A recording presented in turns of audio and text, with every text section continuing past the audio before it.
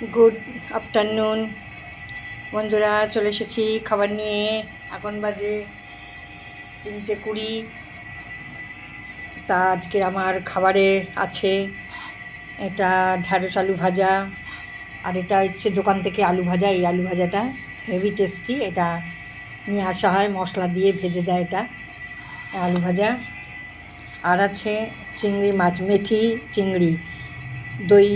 এটা আসলে অ্যাকচুয়ালি দই দিয়েই বানানো, দই চিংড়ি বলে, তাই এর মধ্যে মেথি আছে। তাই রান্নাটা আমি একদিন করে দেখাবো। এটা আমি কালকে শিখেছি, এক ভদ্রলোক রান্না করছিলেন, তা আমি আজকে নিজে করে খেয়ে দেখছি কেমন হয়।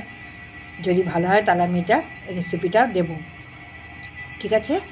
আর আছে লেবু, লঙ্কা, আর বিট নুন নিই আমি, নুনের বদলে বিট নুন নিই, আর একটু পেঁয়াজ কুচি, আর আছে চারা মাছের ঝোল। চারা মাছে হালকা ঝোল করেছি। তো আজকের খুব গরম পড়েছে, তাই আমি দোতলায় এসে এসিতে খাচ্ছি। ঠিক আছে বন্ধুরা, তোমাদের খাওয়া দাওয়া হয়ে গেছে। আজকের রোদও উঠেছে খুব সুন্দর, ভালো লাগছে। আরে এটা হচ্ছে আমসত্ত্বের চাটনি। রোদ উঠেছে, বেশ গরম। ঠিক আছে, আমি এখন খেতে শুরু করি। বেলা অনেক বেড়ে যাচ্ছে, এরপর বিকেল হয়ে যাবে। বিকেল হয়েই এসছে, 3:30, মানে বিকেলই প্রায়। আগে আমি 4টে চা খেতাম, ছেলেরা যখন ছোটো ছিল না। আমি ছেলেদের স্কুল থেকে নিয়ে এসে 12:30 1টার মধ্যে খেয়ে দিয়ে শুয়ে পড়তাম ছেলেদের নিয়ে।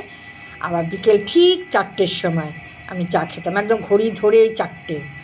এখন সেটা হয়ে গেছে 7:30 চা খাই।